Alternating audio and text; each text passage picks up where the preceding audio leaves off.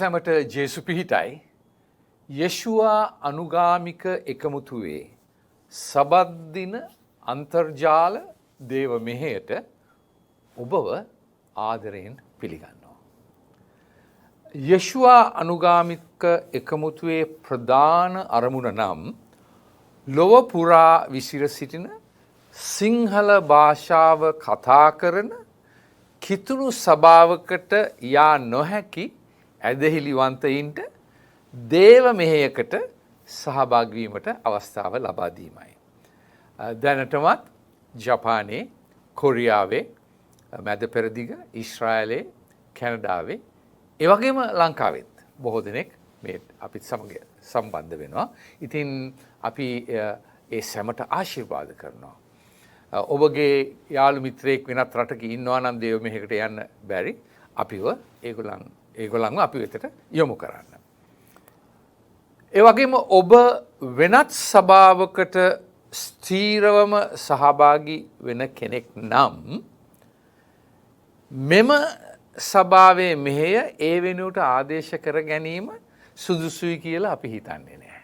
ඔබ ඒ යන ස්ථීර සභාවටම යා යුතුයි කියන එකයි අපේ හැඟීම. හැබැයි ඒට අමතරව අපිත් සමග ඔබ එකතු වෙන්න කැමති නම් ඔබට අප තුළින් ආශිර්වාදයක් වේවා කියා අපි පතනවා.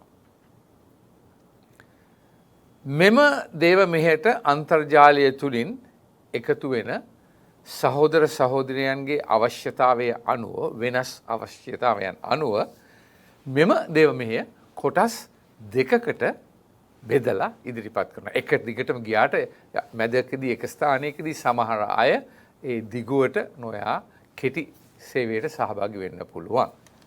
මූලික නමස්කාරය සහ දේව වචනය අඩංගු පළමු කොටසේ දෙවනුව ඔබට ගිවිසුම් භෝජනයට සහභාගී වීමටත් දේව රාජ්‍යයේ සේවය සඳහා මූල්‍ය වශයෙන් සහභාගී වීමට කියා දීමක් සිදු වෙනවා. ගිවිසුම් භෝජනයට සහභාගී වෙනවා නම් පමණක් දෙවැනි කොටස දක්වා රැඳී සිටින්න. ඒ වගේම පූජා යදුම ගැනත් අපි ඔබට කියා දෙනවා. අතිශයින්ම වැදගත් දෙයක් කියන්න ඕනේ, අපි ඔබගෙන් කිසිදු මුදලක් බලාපොරොත්තු වන්නෙත් නැහැ, ලබා ගන්නෙත් නැහැ කියන එක අවධාරණය කරන්න ඕනේ. කොටින්ම කියනවා නම් අපිට බැංකු account එකක්වත් නැහැ. හොඳයි, එහෙමනම් නමස්කාරයට සහභාගී වී දේව වචනයට ඇහුම්කන් දෙන්න ඔබට ආරාධනා කරනවා. ඔබට ජේසු පිහිටයි.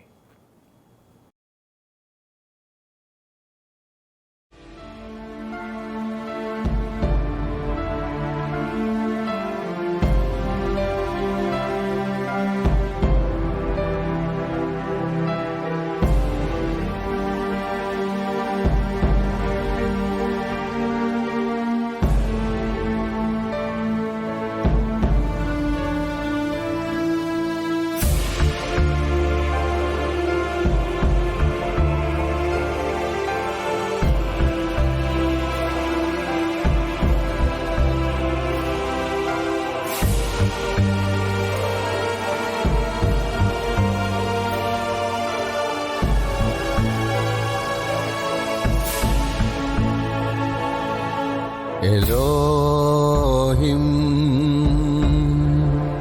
මැම්කාර දෙවිදුනි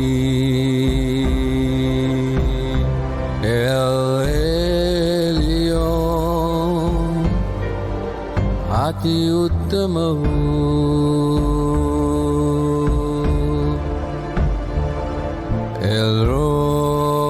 එල්රෝයි මාදෙස බලන්නා වූ එලෝලා ඔබ සදාකාලිකයි එල්ෂඩායි සර්ව බලධාරී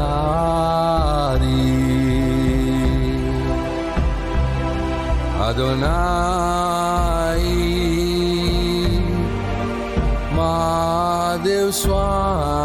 නමදිනි නමදින්නේමීමා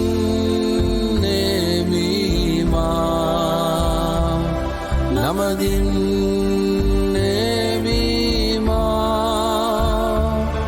නමදින්නේමීමා මගේ දෙව්පියාණෙනි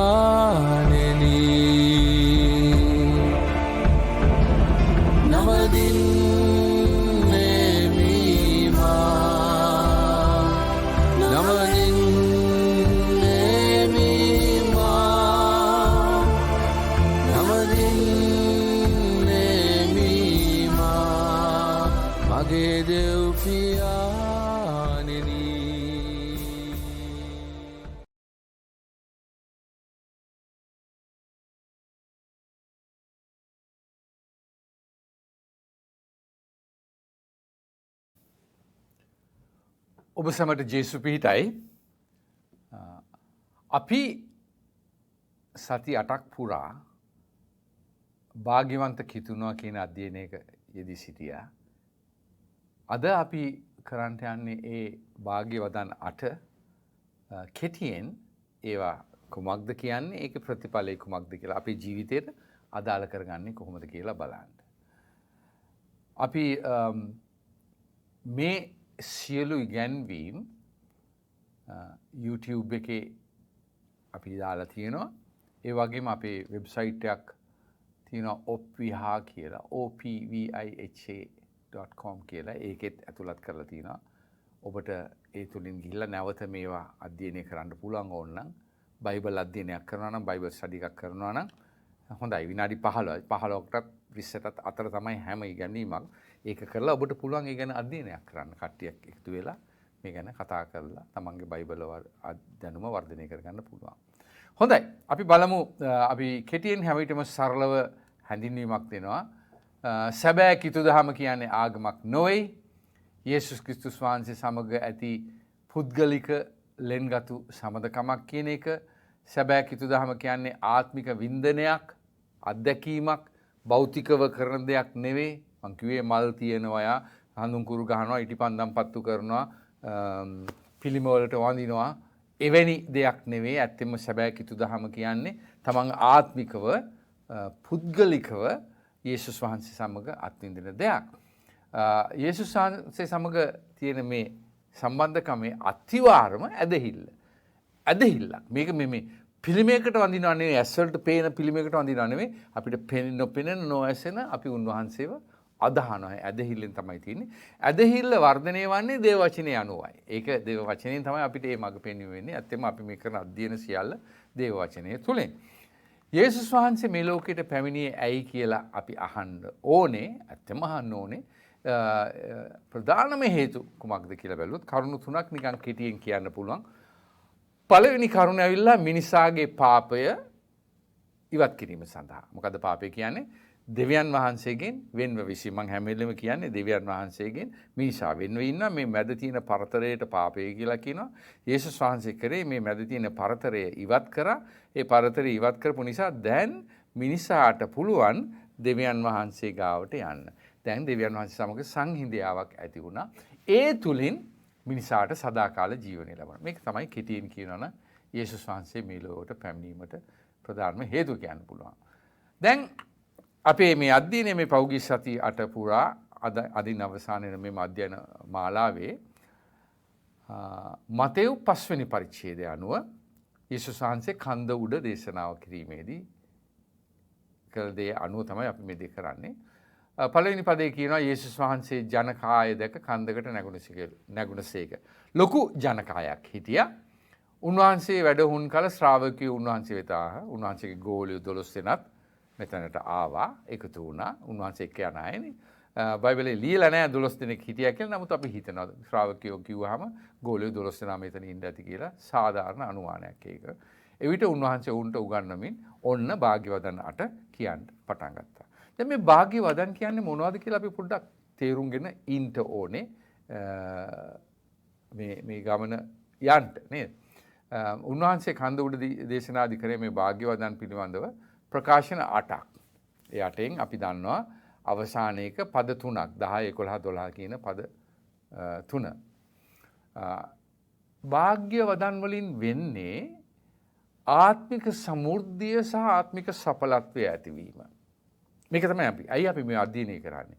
ඒ තුලින් අපේ ආත්මික සමෘද්ධිය ඇති කර ගැනීම සහ ආත්මික සඵලත්වය ඇති කර ගැනීම. භාග්‍ය වදන් අනුව ජීවත් වන්නාගේ ප්‍රාණයේ උතුරායන ප්‍රීතියක් ඇති වෙනවා. ප්‍රාණයේ උතුරායන ප්‍රීතියක් සමවිතම ඇති වෙනවා. ඒ වගේම ආදර්ශමත් අනුගාමිකයෙක් හැටියට යේසුස් වහන්සේගේ ඒ සහ ඒ මේ භාග්‍ය වදන් තුලින් අපිට සුබඵල ලැබීමක් සිද්ධ වෙනවා. හොඳයි අපි බලමු. අපි පළමුවෙනිම කරපු එක තමයි පළවෙනි භාග්‍ය වදන බැගෑ සිතින් දෙව් සරණ පතන්නෝ භාග්‍යවන්තයෝය ආත්මිකව දුගී අය. ඒ කියන්නේ ස්වර්ග රාජ්‍ය ඔවුන්ගේය. ඒක තමයි පළවෙනි එක. දැන් අපි බලමු මොකද්ද මෙතෙන්දි කියන්නේ මොකද්ද ඒකේ ප්‍රතිඵලය කියලා. දැන් අපි මොනවද කරන්න ඕනේ? මේ අපි මොනවද කරන්න ඕනේ කියන එක වැදගත්. ආත්මිකව බැගෑ සිත්වන්න. ආත්මිකව බැගෑපත් වෙන්න. ලෞකික සැප සම්පත් නොසොයන්න. ලෞකික සැප සම්පත් පස්සේ යන්න එපා. දෙවියන් වහන්සේ කෙරෙහි පමණක් විශ්වාසය තබන්න. අපි මෙයා කරා මොකද්ද අපිට ලැබෙන ප්‍රතිඵලය? දේව රාජ්‍යයට උරුමකම අපිට ලැබෙනවා. දේව රාජ්‍යයට යාමට ඇති උරුමය අපට ලැබෙනවා. හොඳයි. දෙවනුව ශෝකවන්නෝ භාග්‍යවන්තයෝය. ඔව්හු සැනසීම ලබන්නෝය. දැන් මේ ශෝකවන්නේ කියන්නේ අපි සඳහන් කරා බලන්න මොනවද අපි කර යුත්තේ? ස්වකීය පාපය, තමන්ගේ පාපය. දෙවියන් වහන්සේගෙන් වෙන්ව මම දෙවියන් වහන්සේගෙන් වෙන්ව ඉන්නේ. මේක තමයි මගේ පාපය. මේ මගේ ස්වකීය පාපය පිළිබඳව ශෝක වී ආත්මිකව වැළපෙන්න. උන්වහන්සේ ඉදිරියේ මේ ඒ තරම් දරුණු ශෝකයක් මේක. ස්වකීය පාපය පිළිබඳව ශෝක වෙලා ආත්මිකව වැළපෙන්න. යේසුස් වහන්සේ කුරුසිපත් වුණේ ඔබ නිසා බව සිහි කරගන්න. දැන් එතකොට මොකක්ද අපේ ප්‍රතිඵලය? මතක තියාගන්න. අපි පසුතැ විඳලා යේසුස් වහන්සේ කුරුසිපත් වුණේ මා නිසා බව, ඔබ නිසා බව තේරුම් අරගෙන මොකක්ද අපිට තියෙන ප්‍රතිඵලය? යේසුස් වහන්සේගේ සහනය. වෙහෙස වන්නේනි, බර උසුලන්නේනි, මා වෙතට එන්න, මම ඔබට සහනය දෙමි. යේසුස් වහන්සේ කිව්වා එහෙම. පොරොන්දුවක්. මෙතනත් පොරොන්දුව ඒකමයි. උන්වහන්සේගේ සහනය. තුන්වෙනි භාග්‍යවදන මොකද්ද? නිහතමානී ගුණැත්තෝ භාග්‍යවන්තයෝය ඔව්හු දේශය උරුම කරගන්නෝය. දැන් මොනවද අපි කරන්න ඕනේ? නිහතමානීව යටහත් වන්න. දෙවියන් වහන්සේට ගෞරවපූර්වකව යටත් වෙන්න. දෙවියන් වහන්සේට ගෞරව කළ ගෞරවබිය ඇතුව යටත් වන්න. දේව කැමැත්තට බාධා නොකොට දෙවියන් වහන්සේට ඉඩ දෙන්න. ඔබේ ජීවිතේ දෙවියන් වහන්සේ සැලැස්මක් තියෙනවා ඔබට. දෙවියන් වහන්සේ ඔබටම කියලා සැලැස්මක් හදලා තියෙනවා. ඒකට ඉඩ දෙන්න. ඒකට බාධා කරන්න එපා. සමහර අවස්ථාවලදී අපි කවුරුත් අත්විඳලා තියෙනවා. මා ඇතුළුව. මම යමක් කරන්න හදනකොට දෙවියන් වහන්සේගේ කැමැත්ත ඒක නෙවෙයි කියන ඊටමත් පැහැදිලි වෙනවා. මට මේක කරන්නම ඕනේ. මට ආසයි. මට මේකෙන් යම් වින්දනයක් ලැබෙනවා. නමුත් පැහැදිලිවම දෙවියන් වහන්සේ හදවතට කතා කරලා සුද්ධාත්මයන් වහන්සේ කියනවා නෑ පුතා මේක ඔබට නෙවෙයි කියලා. අන්න ඒකට බාධා නොකොට උන්වහන්සේට ඉඩ දෙන්න. සෑම විටම ඇත්තෙන්ම දෙවියන් වහන්සේ කියලා යමක් අතහැරියොත් ඊළඟට ලැබෙන දේ ඒ අතහැරිය දෙයට වඩා 10 ගුණයක් හොඳ දෙයක්. ඉතින් ඒ හන්දා මතක තියාගන්න. නිහතමානීව දෙවියන් වහන්සේ ඉදිරියේ උන්වහන්සේට ගරු බිය ඇතුව ජීවත් වෙමින් යටත් වෙමින් උන්වහන්සේගේ කැමැත්ත අනුව යනවා. මොකද්ද ප්‍රතිඵලය? මෙලොව සාර්ථක දිව්‍යක උරුමය. මේ ලෝකේ මේ ස්වර්ගය ගැන විතරක් නෙවෙයි අපි කතා කරන්නේ. මේ ලෝකයේද දැන් මේ භාග්‍යවදනේ අනුව නිහතමානීව ජීවත් වෙනකොට මේ ලෝකයේදී අපිට සාර්ථක ජීවිතයක් ලැබෙනවා. උන්වහන්සේගේ මඟ පෙන්වීම නිතරම උන්වහන්සේ අපි යොමු කිරීම නිතරම සිද්ධ වෙනවා. ඉතින් ඉඩ දෙන්න සාර්ථක ජීවිතයක් මේ ලෝකේ ගත කරන්න පුළුවන්. හතරවෙනි භාග්‍යවදන මොකක්ද? යුක්තියට සාපිපාසා ඇත්තෝ භාග්‍යවන්තයෝ ඔහු තෘප්තිමත් වන්නෝය. දැන් අපි මොනවද කරන්න ඕනේ? ඔබත් මමත් කළ යුත්තේ කුමක්ද? ධර්මිෂ්ඨකමට සාපිපාසිත වන්න. දැන් සාගින්නක් පිපාසයක් ඇති කරගන්න දේව රාජ්‍ය ධර්මිෂ්ඨකමට. උන්වහන්සේගේ ධර්මිෂ්ඨකම නිතරම හොයන්න. නිතරම හොයන්න. මොකද්ද මම මේ කර යුත්තේ මේ ධර්මිෂ්ඨකම තුල? යේසුස් වහන්සේගේ ධර්මිෂ්ඨකම නිතරම හොයන්න. කියනවා නේද මතෙව් 6:33? මාගේ ධර්මිෂ්ඨකම මුලින් හොයන්න. එවිට අනිත් දේවල් දෙනු ලැබෙයි කියලා. බලන්න මතෙව් 6:33. දේව වචනයේ සහ අනුග්‍රහයට අනුකූලව ජීවත් වන්න. දේව වචනේ අපිට කියලා තියෙනවා, මඟ පෙන්වීම දීලා තියෙනවා කොහොමද ජීවත් වෙන්නේ කියලා. ඒ වගේම දෙවියන් වහන්සේගේ අනුග්‍රහය අපිට ලැබිලා තියෙනවා. ඒක නිකන් ඊටමතම ලාභ කොට, සැහැල්ලු කොට, පහත් විදියට සලකන්න එපා. දේව අනුග්‍රහය රිදී රත්තරන් මැණික් දියමන්ති වලට වඩා වටිනවා ඔබේ ජීවිතේට. අන්න ඒ වගේ රැකගන්න, පණ වගේ රැකගන්න මේ අනුග්‍රහය. එහෙම ජීවත් වෙන්න. එතන මොකද්ද ප්‍රතිඵලය? දෙවියන් වහන්සේ තුල ආත්මික තෘප්තිමත් බව. ආය ආත්මික තෘප්තිමත් බව කියන්නේ වෙන මොනවත් ඕනේ නැහැ. මේක නිකන් මේ ලෞකික තෘප්තිමත් බවක් නෙමෙයි. දෙවියන් වහන්සේ තුල මගේ තෘප්තිමත් භාවය ලැබෙන්නේ උන්වහන්සේගෙන්. ආයේ නෑ ඒක මේ ලේසියෙන් මේ ඉවත යන්නෙත් නැහැ. ඊට වැඩි දෙයක් ඕනෙත් නැහැ. නේද? අන්න ඒ වගේ තත්වයකට අපි පත් වෙනවා. හොඳයි අපි බලමු පස්වෙනි භාග්‍යවදන කුමක්ද කියලා. දයාවන්තයෝ භාග්‍යවන්තයෝ ඔව්හු දයා ලබන්නෝය. දැන් මොනවද අපි කරන්න ඕනේ? අනුනට දයාවන්ත වන්න. අනුකම්පා සහගත වන්න. මේක හරි වැදගත් දෙයක්. සමහර වෙලාවට අපි අනුන් කෙරෙහි අපි දයාව, අනුකම්පාව ඇති කර ගන්න ඕනේ. ස්වයං කැපවීමෙන් තමන් කැප වෙලා පරිත්‍යාගශීලීව ආත්මිකව සහ ලෞකිකව දුබල වූවන්ට උපකාර කරන්න. දුබල කියන්නේ ආත්මිකව දුබල අය වෙන්න පුළුවන්. ප්‍රාණික මානසිකව දුබල අය වෙන්න පුළුවන්. ශාරීරිකව දුබල අය වෙන්න පුළුවන්.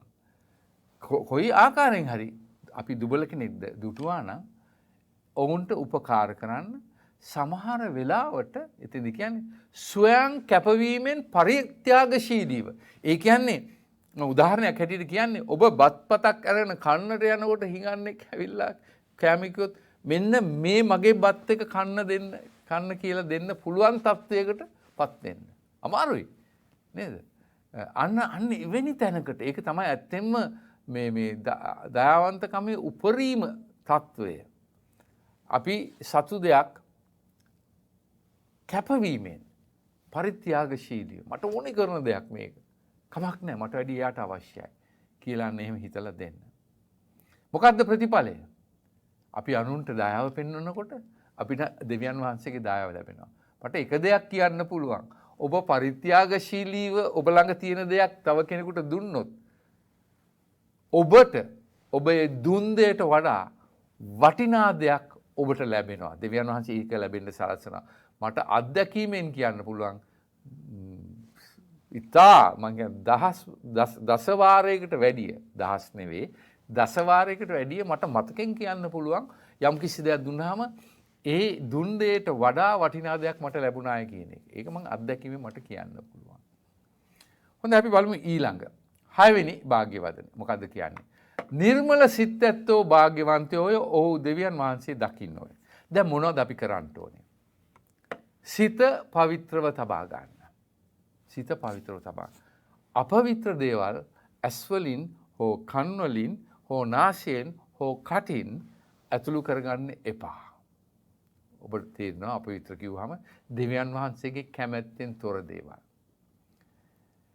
දෙවියන් වහන්සේ ඔබගේ ආත්මයේ හිමිකරු බව මතක තබා ගන්න. ඔබේ ආත්මයේ හිමිකරු, ආත්මේ ප්‍රාණි ශරීරයේ හිමිකරු දෙවියන් වහන්සේ වෙන්නේ. පාපකාරී සිතුවිලි වලට හෝ ක්‍රියාවලි වලට කිසිදු ඉඩක් දෙන්න එපා. කිසිදු ඉඩක් දෙන්න එපා. මොකද සතුරා හදන්නේ යක්ෂයා බලන්නේ දැන් ඔබ දෙවියන් වහන්සේගේ දරුවෙක් වුණාම ඔබ ලවා පෞකාර ක්‍රියාවක් කිරීම. දැන් මට මෙහෙම කියන්න වෙනවා. ඔබ පෞකාර ක්‍රියාවක් කළ පළියට දෙවියන් වහන්සේ ඔබට ආදරය කරන මේ අඩුවක් වන්නේ නැහැ. නමුත් ඔබ පෞකාර ක්‍රියාවක් කරාම කවුද විඳවන්නේ? ඔබමනේ. අයියෝ මම දෙවියන් වහන්සේට විරුද්ධව පෞකාර දෙයක් කරා. ඉතින් ඔබ දුක් වෙනවා. යක්ෂයාට ඕන යන්න එතනට ගේන්න. ඒම ඔබ දුක් වෙනකොට ඔබට දෙවියන් වහන්සේ වෙනුවෙන් සේවය කරන්න වෙලාවක් නැහැනේ. ඉතින් යක්ෂයා හදන්නේ ඔබව අක්‍රීය කරන්න. ඒ හන්දා මතක තියාගන්න දෙවියන් වහන්සේ ඔබගේ ආත්මයේ හිමිකරු නිසා පාපකාරී සිතුවිලි වලට ක්‍රියාවලට කිසි ඉඩක් දෙන්න එපා. යක්ෂයා ඔළුවට දැම්මොත් යේසුස් වහන්සේගේ නාමයෙන් ඒක ඉවත් කරලා දාන්න. සිත පවිත්‍රව තබා ගන්න. මොකද්ද ප්‍රතිඵලය? ඔබට දෙවියන් වහන්සේව දකින්නට හැකියාව ලැබෙනවා. එබැවින් දකින්නට කියවා මේ ඇස්වලට අත් දකින්නට, අත් විඳින්නට නේද? ඔබට දැනෙනවා උන්වහන්සේ මහලඟ ඉන්නවනේ. උන්වහන්සේ නේද මේ දේ කරේ? පුදුම විදිහට ඔබට දකින්න පුළුවන් මේ උන්වහන්සේගේ ක්‍රියාව. මේ දැන් උන්වහන්සේ නේද මේ දේ කරේ කියලා කියන තැනට. හොඳයි. හත්වෙනි භාග්‍යවදන අපි බලමු. මොකද්ද කියන්නේ? සාමය ඇති කරන්නෝ භාග්‍යවන්තයෝය. ඔහු දෙවියන් වහන්සේගේ පුත්‍රයෝයි කියනු ලබන්නේ. දැන් අපි මොනවද කරන්න ඕනේ? ඒ කියන්නේ අපි මොනවද කළ යුත්තේ? සාමය පතුරවන්නෙක් වන්න. ප්‍රධානම සාමය තමයි තියෙන්නේ යේසුස් ක්‍රිස්තුස් වහන්සේ පිළිබඳව පණිවිඩය පතුරවන්නෙක් වන්න. ඒකයි වැදගත්ම සාමය. සාමයේ කුමාරයා ගැන සාමය නැති අයට කියලා දෙන්න. යේසුස් වහන්සේව නොදන්නා අයට යේසුස් වහන්සේව හඳුන්වලා දෙන්න. සුභ ආරංචිය පැතිරීමට උපකාරී වන්න. මෙන්න මෙතෙන්දී යමක් මම කියන්න ඕනේ. අපි හැමෝටම මේ ලෝකයේ පුරා සුභ ආරංචිය පතුරවන්න පහසුකමක් නැහැ. සුභ ආරංචිය පැතිරීමේදී දේව සේවකයෝ කියන අය ඉන්නවා. දේව සේවකයෝ කියන අය නොඑක් මට්ටමේ. සමහර වෙලාවට දේශනා කරන අය, සමහර විට දේව වචනේ උගන්වන අය, සමහර වෙලාවට සුභ ආරංචිය පතුරවන අය, සමහර වෙලාවට මිෂනාරිවරුන් ඉන්නවා. ඊටමත් සෑම දෙයක් මත ඇරලා ඈත පළාත්වල ගිහිල්ලා සේවය කරනවා.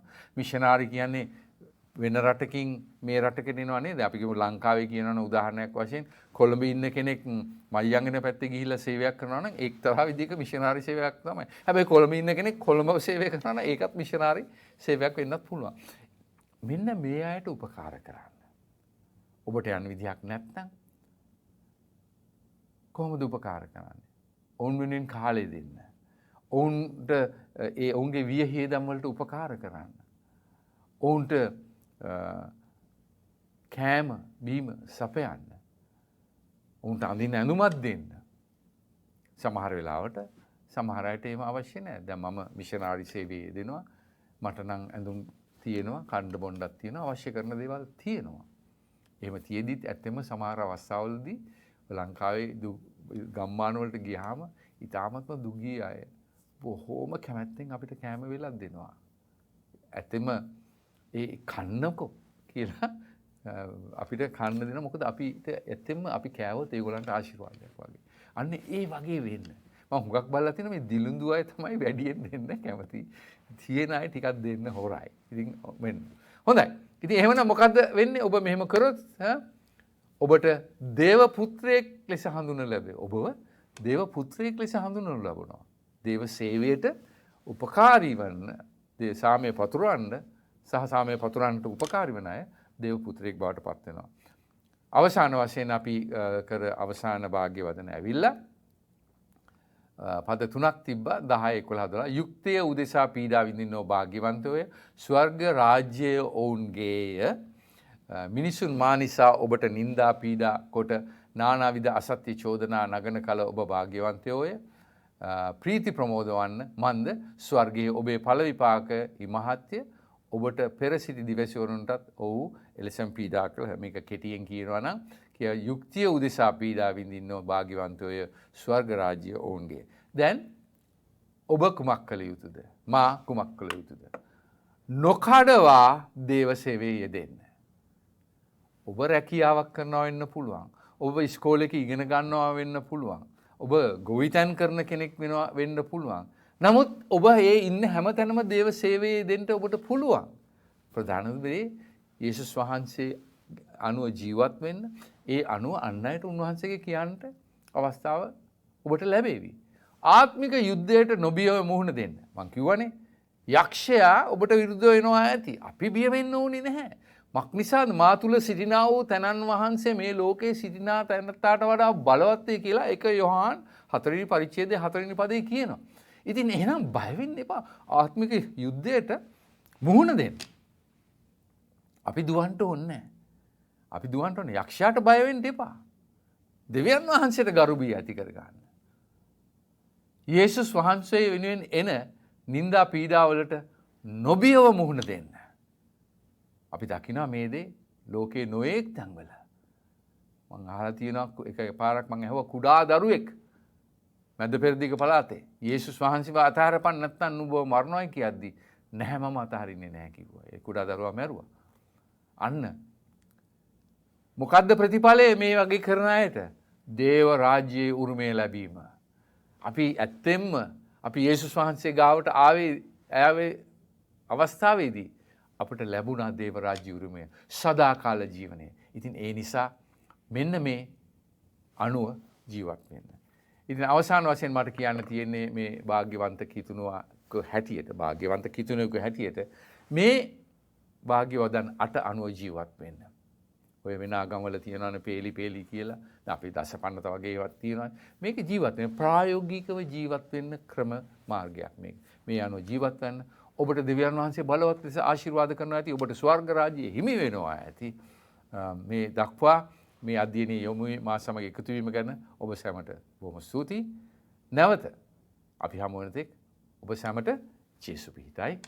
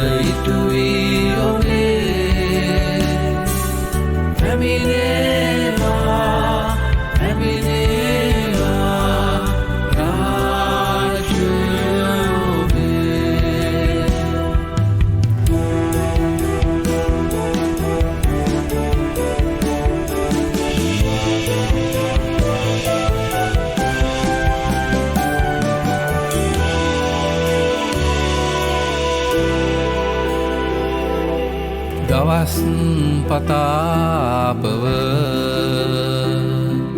පෝෂණය කළ මැනව දවස් පතාපව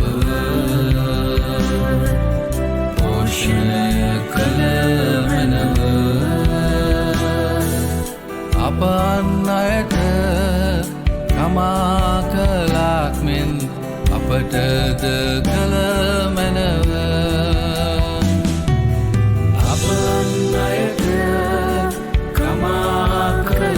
මෙන් අපට කළ මැනව පරීක්ෂාවෙන් අපව ආරක්ෂා කළ මැනව පරීක්ෂාවෙන් අපව ආරක්ෂා කළ මැනව එරෙහිව අපට එන සතුරාගෙන් අප මුදවා ගත මැනව එරෙහිව අපට එන සතුරාගෙන් අප මුදවා ගත මැනව රාජ්‍යයත් බලයත් මහිමයත් පියාණෙනි සදාකල්හි ඔබගේමය ආමේන් රාජ්‍යයත් බලයත් මහිමයත් පියාණෙනි සදාකල්හි ඔබගේමය ආමේන් ඔබගේමය ආමේන් ඔබගේමය ආමේන් ඔබගේමය ආමේන් ඔබගේමය ආමේන්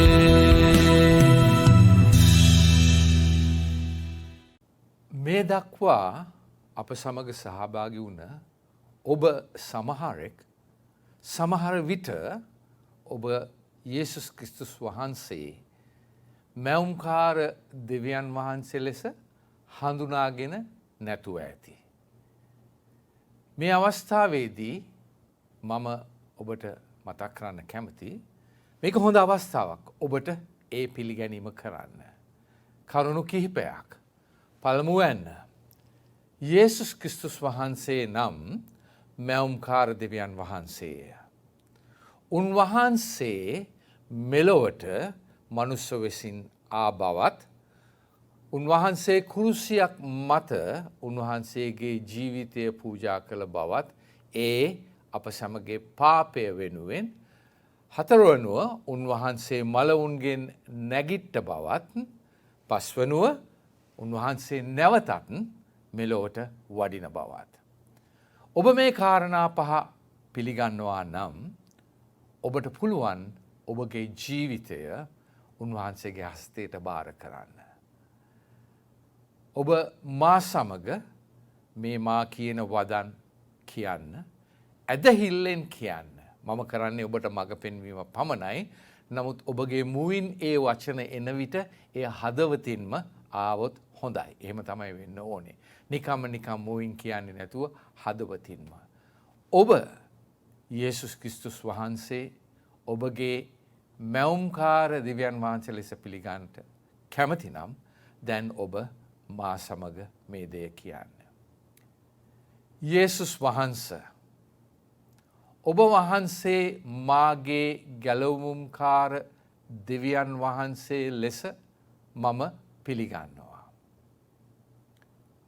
ඔබ වහන්සේ කුරුසිය මත මාගේ පාපය වෙනුවෙන් යාගයක් වූ බව මම පිළිගන්නවා. ඔබ වහන්සේ මලවුන්ගෙන් නැගිට්ට බව මම පිළිගන්නවා. ඔබ වහන්සේ නැවතත් මෙලොවට වඩිනා බව මම පිළිගන්නවා. මම මගේ ජීවිතය ආත්මය ප්‍රාණය ශරීරය මේ සියල්ල ඔබ වහන්සේට බාර කරනවා. යේසුස් වහන්සේ මාගේ ජීවිතයට මඟ පෙන්වන්න මාව ශක්තිමත් කරන්න මට ආශිර්වාද කරන්න. යේසුස් වහන්සේ මම මගේ හදවත ඔබ වහන්සේ වෙනුවෙන් පූජාසනයක් බවට පත් කරනවා. ආමේන්.